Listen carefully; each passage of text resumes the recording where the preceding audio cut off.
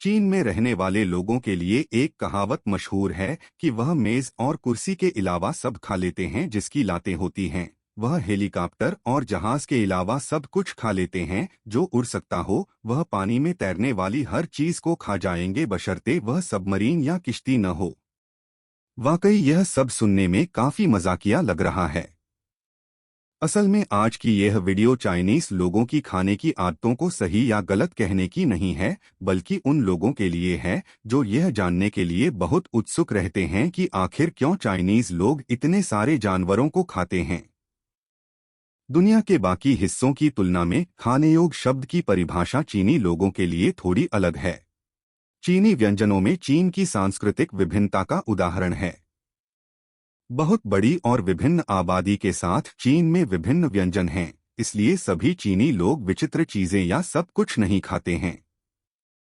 और जो भी चीनी लोग सब कुछ खाते हैं, इसकी जड़ें देश के इतिहास और संस्कृति में हैं।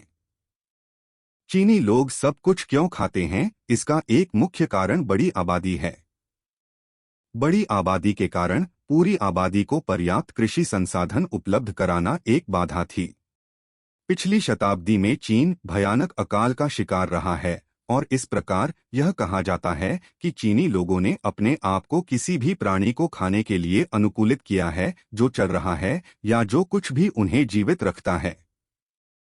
कुछ चीनी लोग कुछ जानवरों के दिमाग को इस विश्वास के साथ खाते हैं कि जानवर के शरीर का जो हिस्सा आप खाते हैं वह मानव शरीर के उसी हिस्से को बढ़ने या बढ़ाने में मदद करता है। ये मान्यताएं प्राचीन पौराणिक कथाओं से आती हैं और अभी भी चीन में लोगों के कुछ समूहों द्वारा इसका पालन किया जाता है। इसके अलावा चीनी लोग विभिन्न प्रकार के मांस खाने से मिलने वाले चिकित्सीय लाभ में भी विश्वास करते हैं।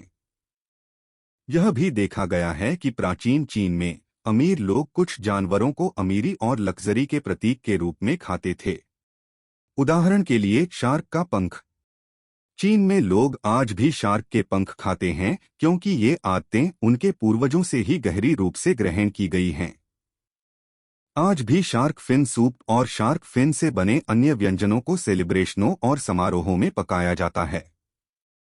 हालांकि बहुत सारे चीनी लोग धर्म में विश्वास नहीं करते, लेकिन बहुत सारे बौद्ध विचारधारा में विश्वास करते हैं।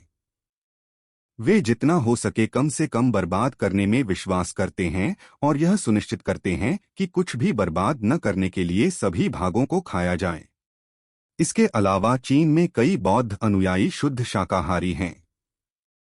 चीन में कई बौद्ध मठ शुद्ध शाकाहारी भोजन भी परोसते हैं। इन सभी कारणों के अलावा चीनी लोगों द्वारा सब कुछ खाने का कारण उस समय से भी है जब चीनी लोग गरीब थे और कृषि पर निर्भर थे। चीन में चावल की खेती बहुत उज्ज्वल थी और इसलिए चावल के साथ आने वाले किसी भी प्रोटीन को खाया जाता था। साथ ही चीन में औद्योगिक क्रांति देर से आई।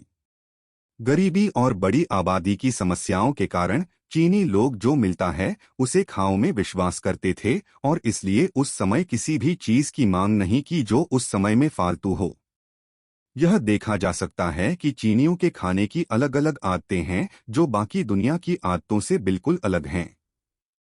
हमारे लिए यह समझना बेहद जरूरी है कि ये अंतर मुख्य रूप से चीन की अलग अलग संस्कृति के कारण हैं और सांस्कृतिक विभिन्नता का होना तय है। हमें चीनी लोगों के खाने की आदतों पर सवाल उठाकर उनकी नैतिकता पर सवाल नहीं उठाना चाहिए और इसके बजाय उनकी संस्कृति को सबसे अच्छे तरीके से स्वीकार करना चाहिए।